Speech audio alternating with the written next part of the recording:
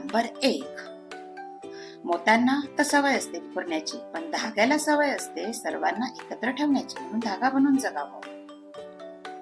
Number 2, जीवन फुल बनून हसत राहणे हेच जीवन आहे.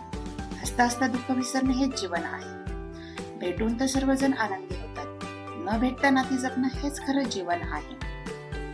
नंबर 3, अहंकारात बुडलेल्या व्यक्तीला इतरांमध्ये सद्गुण दिसत नाही. नंबर 4, तुमच्याकडे दुर्लक्ष करणाऱ्याच तुमच्याकडे जास्त लक्ष असतं, हो ना. नंबर 5, आयुष्याची प्रत्येक घडी आपल्या मनासारखी बसत नाही. प्रत्येकाला तडजोड ही करावीच लागते, ती कुणालाच कधी चुकली नाही. नंबर 6, आयुष्यात काही वेळा नाही म्हणणेही जमायला हवे, नाहीतर नेहमी तुम्ही गृहीत धरले जाल, हो ना.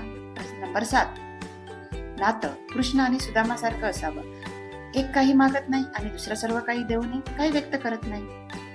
जय श्री कृष्ण. बघा पटतंय का?